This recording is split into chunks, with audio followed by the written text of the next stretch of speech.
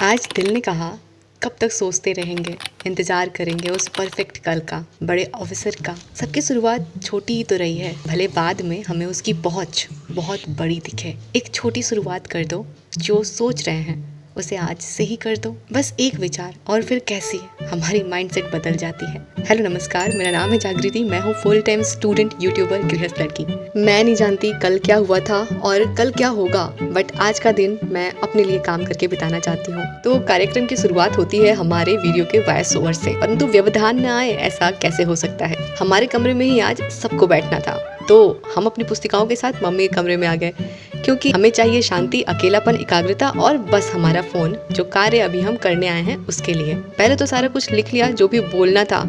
कितना सोचना पड़ता है हर वीडियो को बनाने से पहले, लेकिन हो गया। वॉइस ओवर हुआ, रिकॉर्ड हुआ। अब हम बैठते हैं पढ़ने। काफी टाइम के बाद मैं बैठी थी आज सीटीपी के नोट्स रिवाइज करने। मौसम का मिजाज आज बाहर का गर्म हो रहा था, लग रहा था भगवान कभी भी बरस सकते हैं। इसीलिए अब ध्यान पढ़ाई पर कम, बार बार छत पर डले कपड़ों पर ज्यादा जा रहा था। तो कपड़े ही पहले उठा लेते हैं, फिर बैठते हैं पढ़ने। हाँ, ये बात और है कि बारिश हुई ही नहीं। सबको गरम गरम चावल पसंद है, तो उस ब्रेक के बाद अगला ब्रेक हमारा आता है चावल बनाने का। बाहर का मौसम आज इतना अच्छा हो गया था, अभी शांति भी थी, तो हम नीचे गए ही नहीं। खाना खाने के बाद रीजनिंग के क्वेश्चन प्रैक्टिस करने बैठते हैं छत पर ही। मुझे ना रीजनिंग की एक बहुत अच्छी बुक मिली है और आजकल मेरी प्रैक्टिस इसी से चल रही है। ये मोहित गोयल सर की इंस्पेक्टर चालीसा बुक है, रीजनिंग वाली।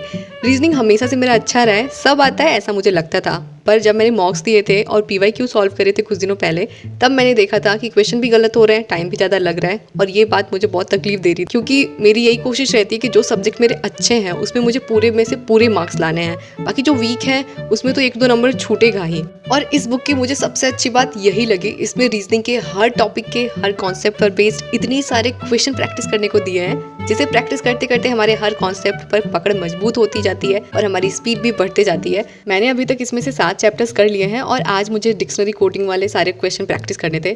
फिर शाम हुई, मम्मी आदू हम तीनों ने लूडो खेला। अनप्रेडिक्टेबल गेम था। पहले तो लग रहा था मम्मी जीतेंगी। आपको पता है, शुरू में तो मम्मी के 6 आ ही नहीं रहे थे। मेरे आदू की सारी कुटियां निकल गई थी, मम्मी के 6 नहीं आ रहे थे। लेकिन जब उनका 6 आया तो उसके बाद मम्मी आदू ने मिलकर के मुझे अंदर कर दिया। फिर मैं बाहर निकली, दोनों से अपना बदला लिया और मैं जीत भी गई। फिर आदू मम्मी का शुरू हुआ, उसमें भी लग रहा था कि मम्मी ही जीतेंगी, लेकिन मम्मी हार गई और आदू ही जीत गई।